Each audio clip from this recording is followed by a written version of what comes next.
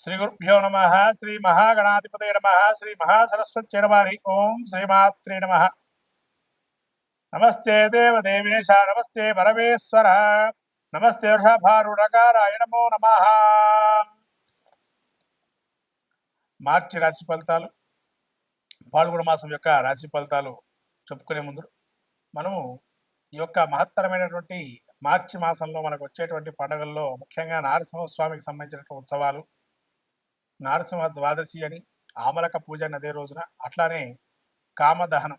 ప్రత్యేకంగా మనకు సకలమైనటువంటి కీడులు, అంటే కీడు అనేది ఇక్కడ కాదు, ఇక్కడ కోరిక మనసులో ఏది సంచరించకుండా జన్మరహిత్యం పొందటానికి ఏకైక రోజు కామదహనం. ప్రత్యేకంగా మనకు పురాణాలు చెప్పబడినటువంటి కామదహనం. కాబట్టి ఈ కామదహనంలో ఎవరికైతే ఇబ్బందులుగా జీవితంలో అనేక బాధలు పడుతున్నటువంటి వారు ఎవరైతే ఉన్నారో వాళ్ళందరూ కూడా ఈ కామదహనం రోజు ఆ యొక్క కోరికలన్నీ నశించిపోయి అన్ని రకాలైనటువంటి ఇబ్బందుల నుంచి బయటపడేయాలని సాక్షాత్తు ఆ పరమేశ్వరుడు యొక్క త్రినేత్ర ధారి అయి ఆ కాముడిని అంటే ఇక్కడ మన్మధుడిని దహింపజేసేటువంటి సంఘటన మనకు చోటు చేసుకోవటం, తద్వారా సమస్తమైన కోరికలు నశించిపోయి పరమాత్ముడి యొక్క సాన్నిధ్యం పొంది ఆ యొక్క కొత్త వసంతాల్ని, అదే వసంతోత్సవంగా చెప్పబడింది. ఇటువంటి వసంతోత్సవాన్ని మళ్ళీ కొత్త రంగులు పులుముకోవాలి జీవితంలో అని చెప్పి మనకు జీవితంలో ఈ పాల్గొన మాసంలో వచ్చేటువంటి మహాలక్ష్మి జయంతిగా ఉత్తర భారతంలో ప్రత్యేకమైనటువంటి ఈ యొక్క మనకు తెలుపబడింది. అట్లనే బృందావనంలో కృష్ణుడికి అనేక రకమైన గోపికలతో ఆ యొక్క తన యొక్క ప్రేమామృతాన్ని కురిపించినటువంటి, తద్వారా లోకమంతా ప్రకృతి సిద్ధమైనటువంటి ప్రకృతిలో మనం ఎట్లా ప్రేమత్వాన్ని చూపించాలి, ప్రేమతత్వాన్ని అని చెప్పి కృష్ణుడు బోధించేటువంటి వసంతోత్సవము. ఇటువంటి లీలా మానుష విగ్రహమైన శ్రీకృష్ణుని యొక్క విశేషమైనటువంటి గుణగానాలు స్థుతించి భగవత్తు యొక్క లీలను తెలియజెప్పేదే ఈ కామదహనం. అట్లానే మనకు చివరగా ఇంకా ఈ యొక్క మాసంలో లక్ష్మీనరసింహస్వామికి సంబంధించి ప్రత్యేకమైనటువంటి స్వయంభూ దేవత స్థలాల్లో అనేక ఉత్సవాలు జరపటం. అట్లానే మనకు మన రాష్ట్ర ముఖ్యంగా యాదగిరిగుట్టలో స్వర్ణ గోపుర విమానోత్సవాన్ని కుంభాభిషేకాన్ని చేయటం అటువంటి మహత్తరమైనటువంటి మాసంగా పరిగణింపబడుతుంది. కాబట్టి పాల్గొన మాసంలో ఆ నరసింహం యొక్క క్షేత్రాలు దర్శనం చేసుకొని ఆ నరసింహుడి యొక్క అనుగ్రహాన్ని పొందాలని ఈ యొక్క ఆ యొక్క పాల్గొన మాసంలో, అట్లానే త్రినేత్రధారి అయిన ఈశ్వరుడు యొక్క స్వరూపాన్ని, ఈశ్వర తత్వాన్ని గ్రహించడానికి, పరమాత్మ యొక్క స్వరూపాన్ని తెలుసుకోవడానికి ఆ యొక్క ఈశ్వర అంటే పుణ్యక్షేత్ర దర్శనం చేసుకోవటం. అట్లనే కొత్త ఉగాదికి మనకు అనేక రకాలైనటువంటి ఇబ్బందులను తొలగిపోయి నూతనమైనటువంటి మళ్ళీ సంవత్సరంగా మనకు ప్రసాదించే అనేక దేవతా తీర్థక్షేత్ర దర్శనాలు, ఇటువంటివన్నీ కూడా ఈ యొక్క పాల్గొన మాసంలో చేసుకుంటే విశేషమైనటువంటి ఫలితాన్ని పొందుతారని మనకు ధర్మ శాస్త్రం తెలుపబడింది. కాబట్టి ఈ మాఘమాసంలో ఇటువంటి మహత్తరమైన పుణ్య పర్వదినాలను మనం చేసుకుని సాక్షాత్ ఆ యొక్క ఈశ్వరుడు అట్లానే మహావిష్ణు స్వరూపమైన నరసింహస్వామి అనుగ్రహాన్ని పొంది సకలమైన విజయాలు పొందాలని ఈ యొక్క పాల్గొన మాసంలో మనం ముందుగా ద్వాదశ రాశి ఫలితాలు చెప్పుకుందాం. మకర రాశి గ్రహస్థితి చూసినట్టయితే ముఖ్యంగా ఉత్తరాషాఢ నక్షత్రం 2, 3, 4 పాదాలు, శ్రవణ నక్షత్రం 4 పాదాలు, ధనిష్ట నక్షత్రం 1, 2 పాదాలు మకర రాశి. ఈ మకర రాశి గ్రహస్థితి చూసినట్టయితే ముఖ్యంగా ద్వితీయంలో రవిశనుడు, మళ్ళీ తృతీయంలోకి రవి వెళ్తున్నాడు. అట్లానే తృతీయంలో శుక్రబుధ రాహువులు, అట్లానే పంచమంలో గురువు, షష్టంలో కుజుడు.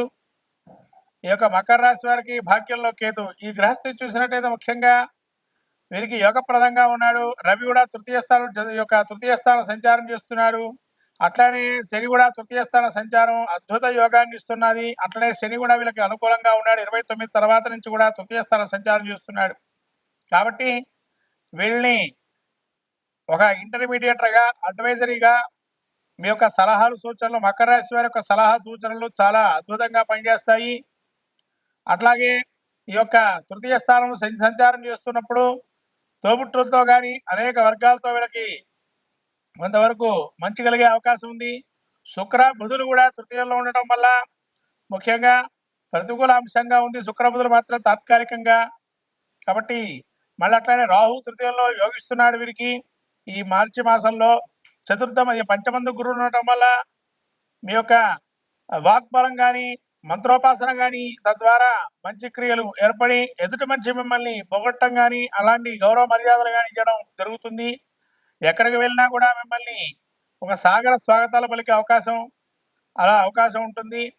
ఈ యొక్క షష్ఠంలో కూడిన కూడా భూగ్రహ లాభాలు వచ్చే అవకాశం ఉంటుంది. రుణాన్ని ఏదైతే తీసుకున్నారో రుణం విమోచనం చేసే అవకాశం ఉంటుంది. అట్లాగే కేతు భాగ్యంలో ఉండటం వల్ల జ్ఞాన వైరాగ్యాలు కానీ తీర్థక్షేత్ర కలాపాలు కానీ పుణ్యక్షేత్రాలు కానీ ఇవన్నీ కూడా అనుకూలమైన అంశంగా గోచరిస్తుంది.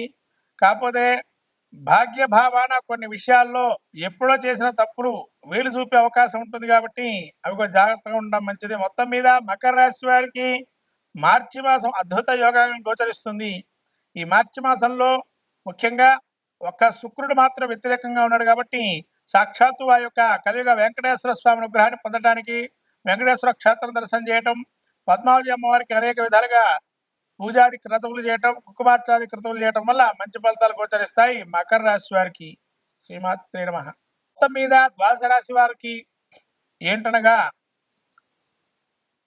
ఈ ద్వాదశ రాశి వారికి మార్చి మాసం పాల్గొన మాసంలో మన జాతకంలో కూడా దశాంతర దశలు కూడా చూసుకొని అదొక 50%, ఇదొక 50%గా గోచారాన్ని ఫలితాన్ని కూడా చూసుకోవాలి. తద్వారా ఫలితాలు ఉంటాయి, శుభ ఫలితాలు. అట్లాగే ఈ ద్వాదశ రాశి వారికి ప్రత్యేకంగా చెప్పడం ఏంటంటే ఈ మాసంలో ప్రత్యేకంగా శని మారే అవకాశం ఉంది కాబట్టి కొన్ని రాశుల వారికి మంచి, కొన్ని రాశుల వారికి చెడు జరిగే అవకాశం ఉంటుంది కాబట్టి వాళ్ళకి శని యోగప్రదురా కాదా తెలుసుకోవాలి జాతక చక్రంలో. అలాగే జాతక చక్రం పరిశీలన చేసుకోండి. యోగప్రదంగా ఉంటే మంచి ఫలితాలు, అవయోగప్రదంగా ఉంటే అవయోగ ఫలితాలు ఇస్తారు. ఇది అందరికి గమనించాల్సిన విషయం ద్వాదశ రాశి వారు. కాబట్టి ఈ గమనించినటువంటి విషయాన్ని మీరు మళ్ళీ ఒకసారి పునఃసమీక్షించుకొని జాతక చక్రాన్ని తద్వారా దానికి సంబంధించిన శాంతి ప్రక్రియలు చేసుకోవటం అనేది మంచిది. ముఖ్యంగా శక్తి లేని వారు ఎవరైతే ఉంటారో శాంతి ప్రక్రియలు చేసుకోవడానికి కనీసం స్తోత్ర పారాయణాలు కానీ, స్తోత్రాన్ని వినటం కానీ, శ్రవణం కానీ, నామస్మరణ కానీ, క్షేత్ర దర్శనం కానీ లాంటివి చేయటం వల్ల కూడా మంచి ఫలితాలు సాధిస్తారు ద్వాదశ రాశి వారు. కాబట్టి ద్వాదశ రాశి వారు ఈ యొక్క మార్చి మాసంలో మనకు వచ్చేటువంటి పండుగల్లో కామదహనాన్ని ఏదైతే ఉందో హోళికా వసంతోత్సవం అని, ఆ ఉత్సవంలో అన్ని కూడా దహించుకుపోయి అంటే మనకు ఉండేటువంటి కోరికలు అవయోగ కోరికలు ఏవైతే ఉంటాయో అవి దహించి శుభ పరిణామాలు వచ్చే అవకాశాన్ని తీసుకోవాల్సిందిగా కోరుతున్నాను. ఈ యొక్క ద్వాదశ రాశుల్లో ముఖ్యంగా ఈ యొక్క మహాలక్ష్మి జయంతి కూడా ఉంది కానీ విరివిగా అమ్మవారి యొక్క అనుగ్రహాన్ని పొందండి. మహాలక్ష్మి ఆరాధన చేసుకోండి ఇంట్లోనే. ఆ అమ్మవారి అనుగ్రహం కలిగి మంచిగా కీర్తి ప్రతిష్టలు, యశకీర్తి లాభాలు ఉండాలని నూతనమైనటువంటి సంవత్సరాన్ని అడుగు పెడుతున్నాము. విశ్వావసునామ సంవత్సరంలో అందరూ కూడా సుభిక్షంగా సస్యశ్యామలంగా కోరుతూ నమస్కారం.